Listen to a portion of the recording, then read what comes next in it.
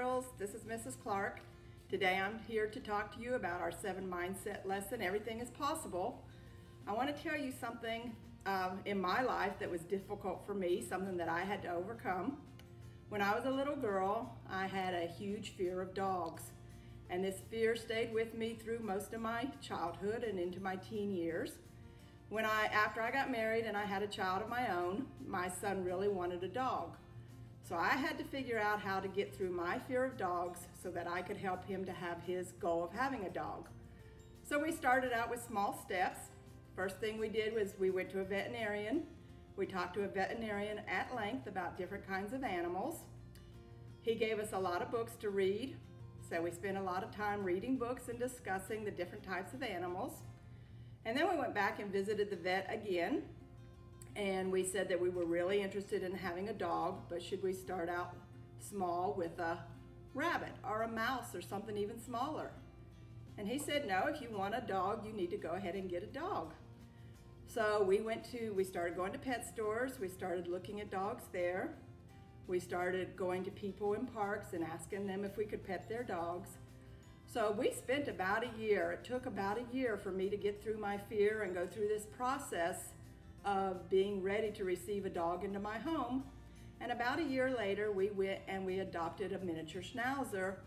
And it was one of the best decisions I've ever made in my life. I no longer have a fear of dogs, and we have had dogs in our family ever since then. So boys and girls, everything is possible.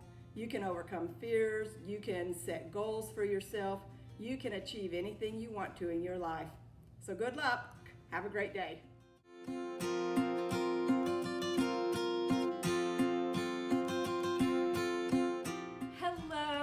So I'm going to talk to you about something that I had to overcome.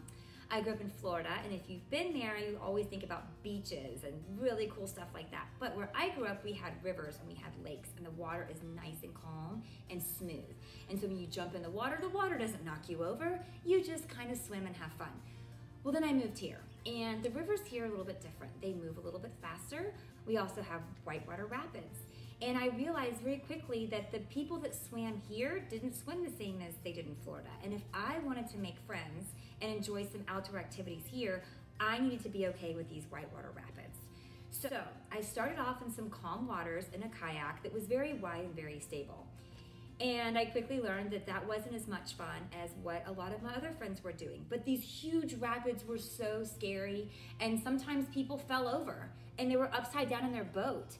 And they fell out of their boat, and then their boat was here and their paddle was here and they were somewhere in the middle, and that was a little scary. But I thought, you know what? I can figure this out eventually. It might take a couple of tries, it might take a lot of swims, but I can figure this out. So I joined a couple of clubs and I joined a couple of groups that would help me out. And I made a few friends that understood that I was a little scared and that they might need to help me a little bit more than the person who grew up doing this. So here I am, old, and I'm trying to take on this new sport where everybody around me is a lot younger. So I kept doing it, and it took me longer than some of the younger kids doing this stuff, but I eventually got it. And every weekend or every few weeks, I would try to go to a bigger river, or I would try to go to a faster river, and eventually I got it. Now, it didn't happen without some bumps and some bruises. There were some times that I was the person upside down, floating down the river, where somebody that I didn't know had to grab my paddle to help me out, and somebody else that I didn't know had to grab my boat to help me out. And meanwhile, I'm floating down the river, trying to grab onto something to stop floating down the river. There were a few times whenever I flipped over in my boat, and there happened to be a rock underneath my boat, which was scary, but you know what? The people that helped me out, the people that taught me what I needed to do to be successful, told me I always needed a PFD, which is a life jacket. They told me I always needed a helmet, and thankfully I had one of those.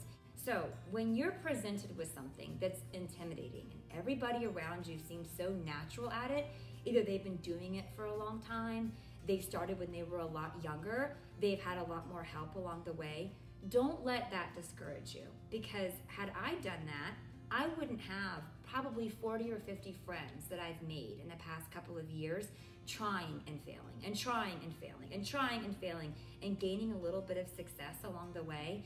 And now I'm able to go to some of these rivers. Is it perfect? I still fall over. I still swim. I still bump my head sometimes.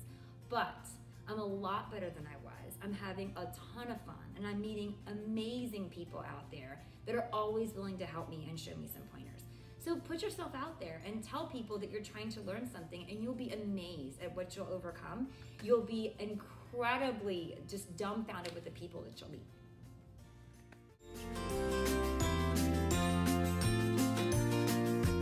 Good morning, friends. Hope everybody's doing well. As you know, this month for our 7 mindsets is everything is possible.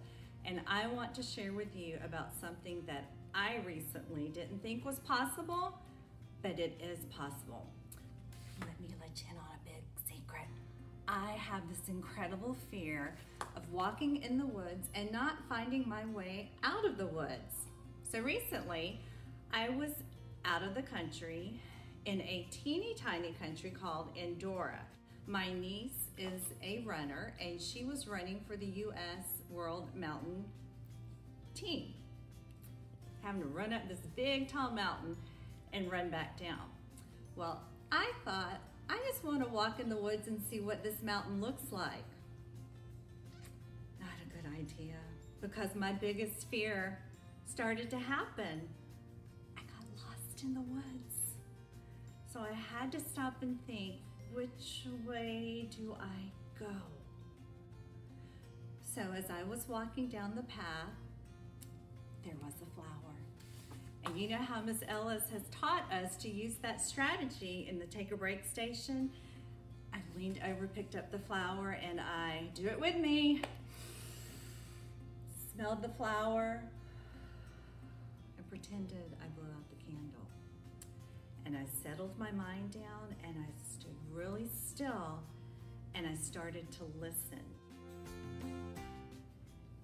And in the deep, deep background, I heard a car. And I started walking and walking down the path, and I heard more cars. And I realized I was getting close to the road. And if I found the road, it would take me back into the little town. And I overcame my fear of getting lost in the woods.